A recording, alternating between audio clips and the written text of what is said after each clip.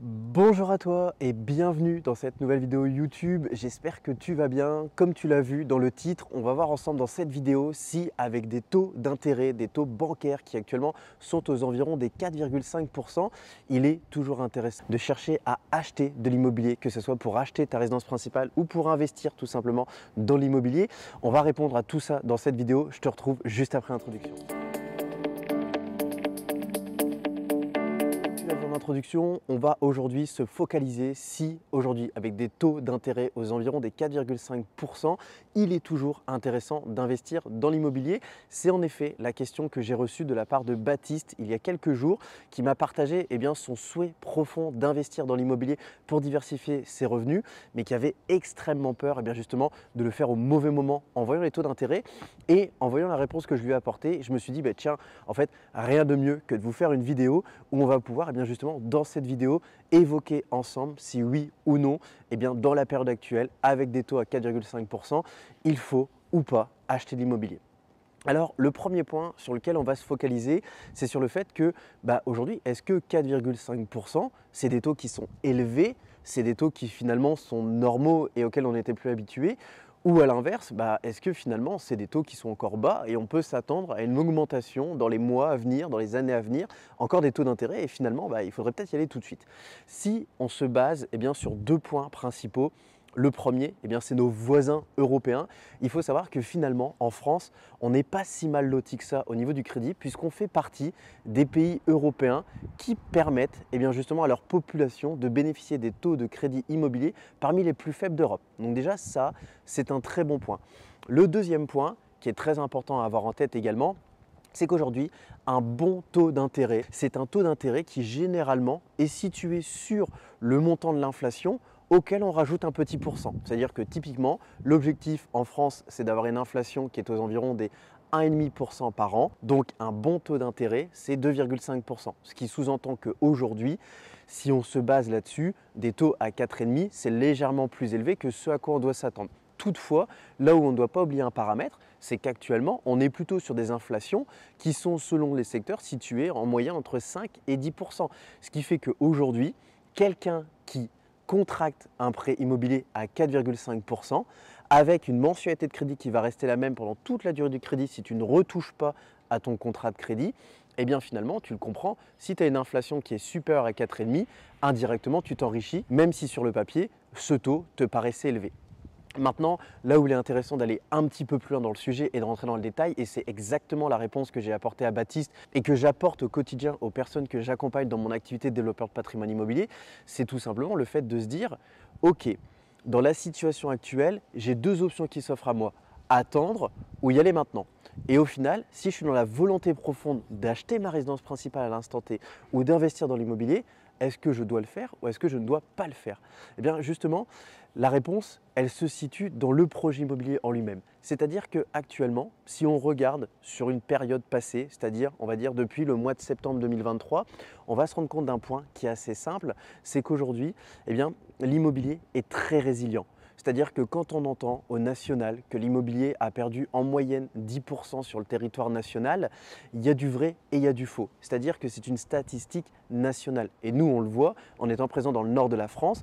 On le sait, par exemple, en zone de province, les biens qui ont perdu de la valeur, c'est les grands appartements parce qu'aujourd'hui, les gens ne veulent plus vivre en centre-ville dans des grands appartements. Et c'est d'ailleurs pour ça que beaucoup d'investisseurs les ont récupérés pour en faire des colocations parce qu'à ce niveau-là, il y avait une très forte demande au niveau des étudiants et eux ne sont pas capables de louer le logement tout seul. Par contre, une fois qu'on a plusieurs personnes à l'intérieur, ça devient accessible. De l'autre côté, pareil, la deuxième typologie de biens qui a été touchée, c'est les maisons de taille environ 90-100 mètres carrés dans les zones rurales, où là, pareil, en général, dans ces secteurs-là, je ne parle pas de la campagne bourgeoise, je parle de la campagne populaire, en général, on est sur des secteurs où on est plus sur des classes ouvrières qui ont moins de moyens, qui par conséquent sont plus facilement exclus du crédit. Et donc en conséquence, s'ils ne peuvent pas acheter, tout simplement, les prix baissent pour que les biens puissent partir à la vente. Et c'est là où justement c'est intéressant de rentrer à l'intérieur justement de l'écosystème immobilier et de venir comprendre en fait dans quel cas je dois acheter, dans quel cas je ne dois pas acheter, malgré le fait d'avoir des taux à 4,5.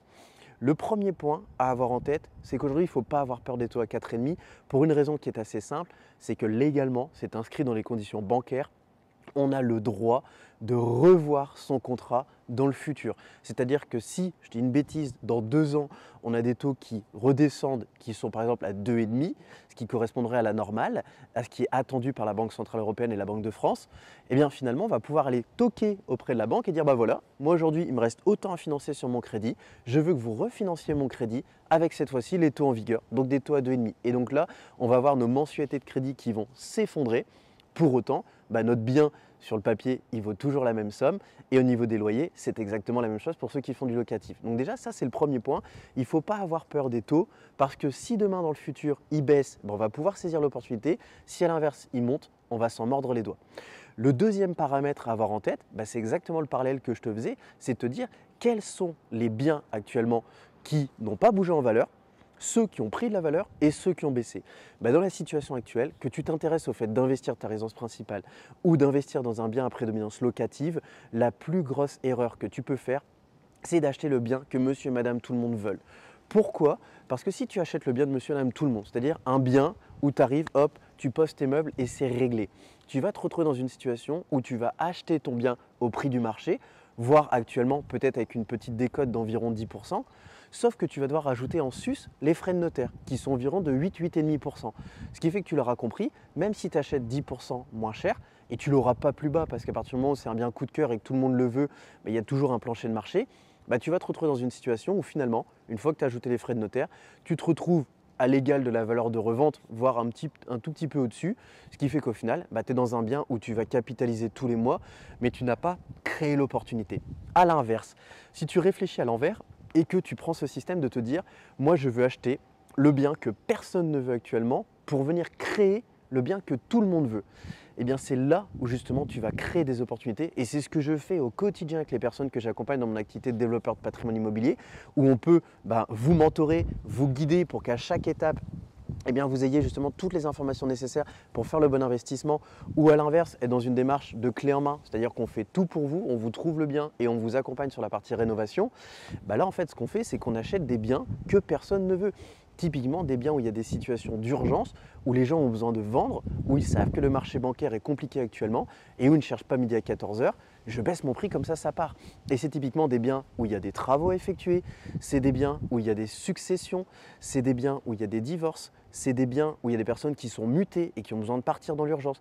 C'est des situations où les vendeurs n'ont pas le temps d'attendre. Et à partir de là, si tu as compris qu'il y a 2 marchés immobiliers différents, le marché des biens de monsieur et tout le monde et le marché des biens que les gens ne veulent pas, et que tu comprends que c'est ce marché vers lequel tu dois te diriger puisque c'est dans celui-ci que tu vas pouvoir créer de la valeur et à terme, grâce à la mise en valeur que tu vas faire, faire ressortir un bien coup de cœur que cette fois-ci tout le monde va acheter, c'est là que dans cette période actuelle, même avec des taux entre guillemets élevés, tu vas pouvoir faire des très belles affaires et tu n'as pas du tout à t'inquiéter des taux d'intérêt. A l'inverse, si tu es dans une dynamique où tu ne veux pas t'investir dans le fait de résoudre entre guillemets des problèmes et que tu veux quelque chose qui est prêt à l'emploi, je t'invite à vraiment être très vigilant sur l'environnement, très vigilant sur la qualité et la rareté du bien pour être sûr de ne pas perdre d'argent. Voilà, écoute, cette vidéo touche à sa fin. J'espère qu'elle t'a plu. N'oublie pas, comme d'habitude, de laisser un like, un commentaire et de t'abonner. Et puis je te dis à très bientôt pour de prochaines vidéos. Ciao.